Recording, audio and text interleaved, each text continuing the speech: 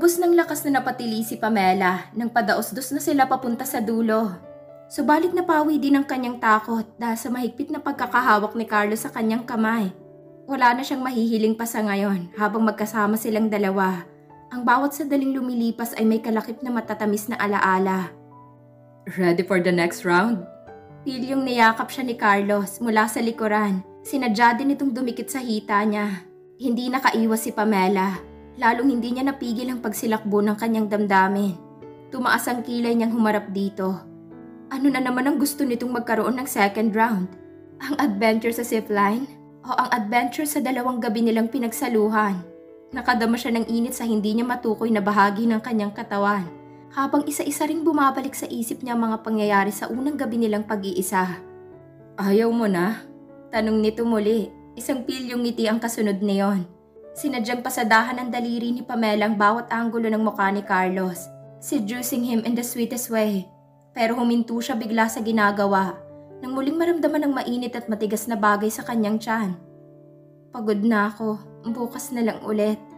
Pagsuko niya, pero ang totoo ay pinipigilan niya ang nararamdamang kaba. Hinapit siya ni Carlos hanggang sa mapaliyad siya ng kusa. Bukas ha? Paniniguro nito. Kumindat lang ang dalaga bilang pagsang-ayon. Ngayon siya masigurado na hindi niya kakayanin kapag nawala sa buhay niyang binata. Kaya susugal siya. Kahit saan man mapadpad ang kung ano man ang tawag sa namamagitan sa kanila.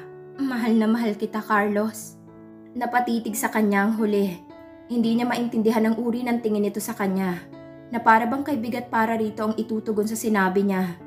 Napalunok siya. Pero pakiramdam niya ay ayaw dumaan ng kanyang laway sa lalamunan. Nanunuyo iyon. Napakatahimik ng binata na bigla niyang ipinag-alala. Bakit? Untag niya dito. Hindi mo ba nagustuhan ang sinabi ko na mahal kita? Napabugan ng hangin si Carlos. Madalas mo ba nasabihin sa akin yan noon, mahal? May doubts man o wala, pero may strange siyang nahihinuha sa tanong ni Carlos. Kinakabahan na talaga siya. Natatakot na rin siyang magsinungaling.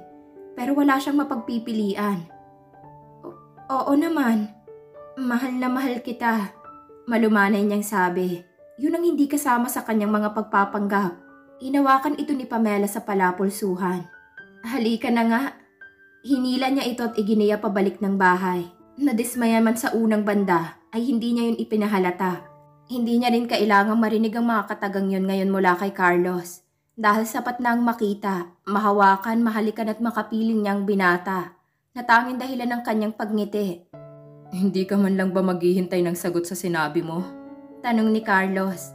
Napatigil si Pamela sa paglalakad at marahan na nilingon ng binata. Pagkalito, yun ang nakikita niya sa mga mata nito. May naaalala kaya si Carlos tungkol sa kanya? Hindi na baling puro kasinungalingan ang arrangement nilang dalawa. Marinig niya lamang na mahal din siya nito. Ay mas ihahanda pa niyang natitirang baraha para maipanalo ang sinuong niyang sugal. He pulled Pamela towards him. Hanggang sa kusa na rin yumakap sa kanyang asawa. Ang totoo'y may bahagi ng puso niyang nangangapa pa rin sa katauhan niya. Lalo na sa babaeng mahigpit ngayong nakayakap sa kanya. Nani kahit anong clues ay wala siyang mahagilap sa isip upang makatulong para maalala niya ito. Pero ang isang bahagi ng puso niya ay nakakaramdam ng satisfaction kapag nasa tabi niya si Pamela at yun ang mahalaga para sa kanya ngayon. Tuloy hindi niya maiwasang piliting alalahanin ang lahat. Kung paano nagsimula ang lahat sa pagitan nilang dalawa. Lalo na nang madiskubre niyang wala pang nakagagalaw dito maliban sa kanya, na gusto niyang ipagmalaki ng labis. Pero failures naman ang kinalalabasan ng pagsisikap niyang makaalala. He then closed his eyes. Ipinulupot rin niya ang braso sa bewang ni Pamela. Sa kanya ito dinampian ng pinong halik sa ulo. Mahal na mahal din kita. Bulong niya sa pagitan ng marahas na paghinga. Naninikip ang dibdib niya ng biglaan ng pagsikdo ng kaliwang bahagi ng kanyang ulo. Marahas muli siyang pumikit. May ilang blurred na mga larawan ang lumilitaw sa kanyang paningin. Kaya mabilis din niyang idinilat ang mga mata. He exhaled loudly. Para bang sumama sa hininga niya ang sanlibong pag-aalala sa mga bagay na nagsisimula na ang paglitaw. Pero umaasa rin siya na magkakaroon ng linaw ang mga yon. Hindi napigil ni Pamela ang emosyon. Isang luha ang tuluyan ding naglandas sa pisngi niya. Luha ng walang pagsidlang kaligayahan. Buhat sa narinig mula kay Carlos ay sinadya niyang ilayo ang katawan at bumitiw sa pagkakayakap dito. Mapakla ang ngiting nakaplaster sa anyo niya. Hindi mo alam kung gaano ako pinasasaya ng bawat oras. Itinaas niya ang kanang palad patungo sa pisngi ni Carlos. Kinuyom iyon ni Carlos. Pagkatapos ay marahan itong umiling. Mas walang pagsidla ng saya ko. Nagpapasalamat din ako sa Diyos. Dahil kahit sa bingit ng kamatayan ay hindi niya tayo pinaghiwalay. Madamdamin na rin itong pahayag. Niyuko nito ang labi ni Pamela. Kinagat pa niya ang pang-ibabang labi upang sana'y pigilin ang pagbugso ng mga luha.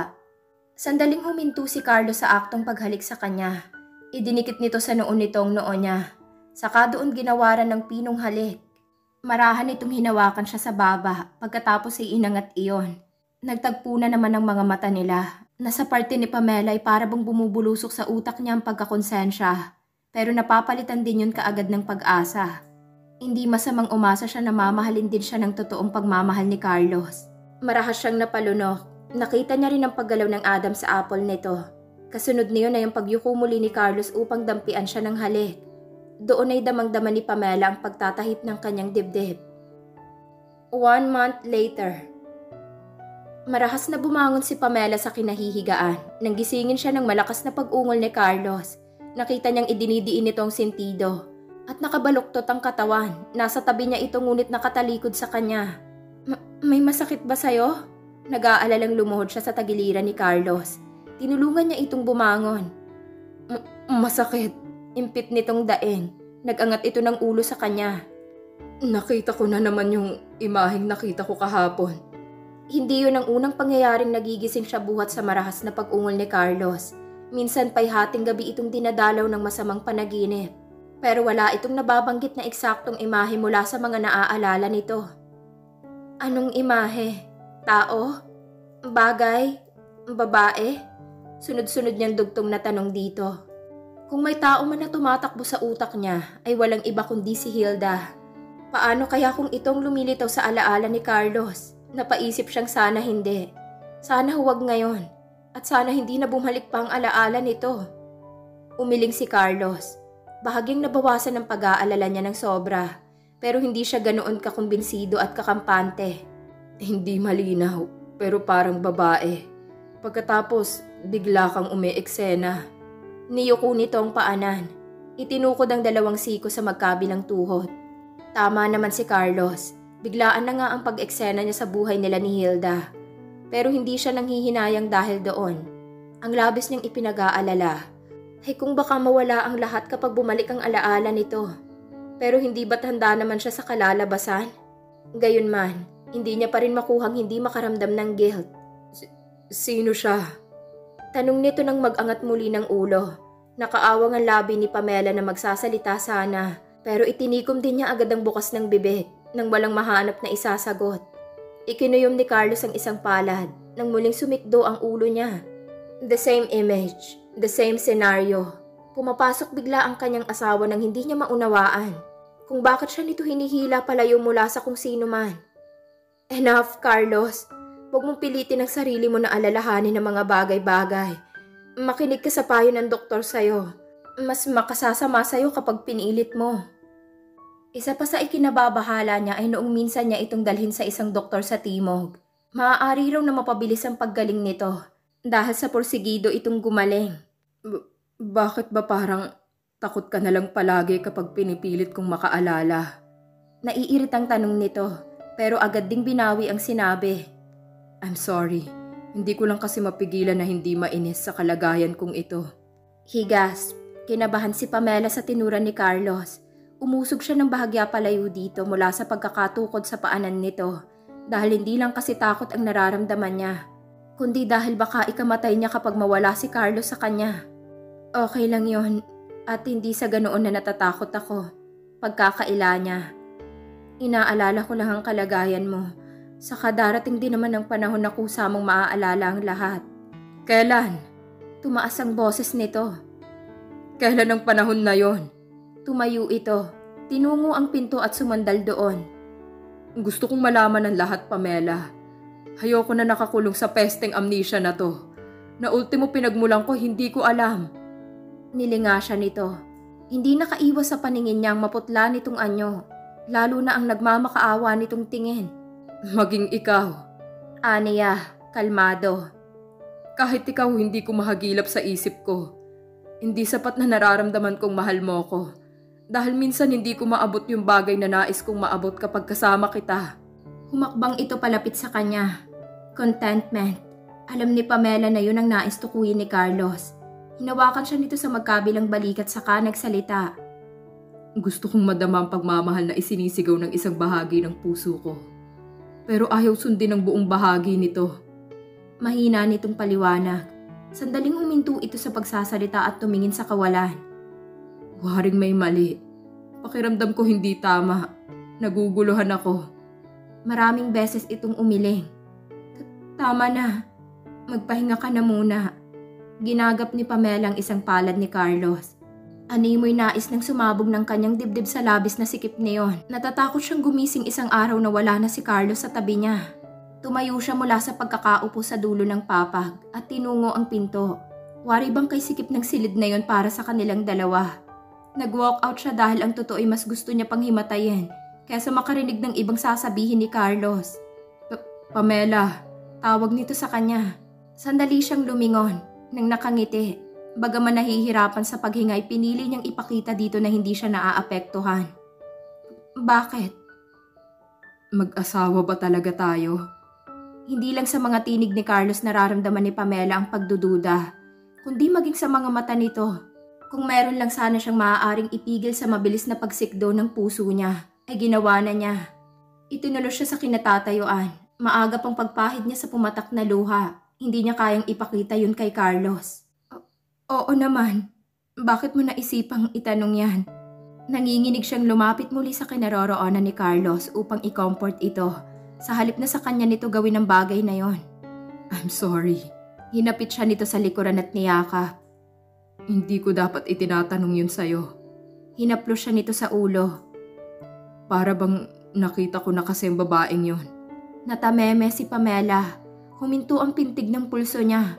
Tumigil sa pagtibok ang puso niya. Isang realidad na hindi niya maiiwasan at matatakasan. Si Hilda na nag-iisang babaeng nagmamay-ari ng puso ni Carlos. Ang ngayon ay tila magsisimula ng guluhin ng kanyang maganda at masayang pantasya na nagkatotoo sa pagkakawala ng kamalayan ng lalaking iisa nilang minamahal. Kilala ko ba siya? Inihiwalay nito ang katawan. Nagtama ngayon ang mga tingin nila. Nababahala siya sa uri ng mga titig ni Carlos. Nakita niya kaagad ang reaksyon sa mukha nito. Naguguluhan. Nalilito at hindi niya yun kayang tagalan. Maiintindihan mo rin ang lahat pagdating ng araw. Kalmado niyang wika. Nginitian niya ito. Taliwas sa nararamdaman ng kanyang puso na halos pinapatay na. Don't be sad. Senyales yan na malapit ka ng gumaling. Sinubukan niya itong daanin sa lambing dahil gusto niyang makalimutan ni Carlos ang mga nakikita nito. Sana nga. Tugon nito. Kapag magaling na ako, gusto ko magpakasal tayo ulit.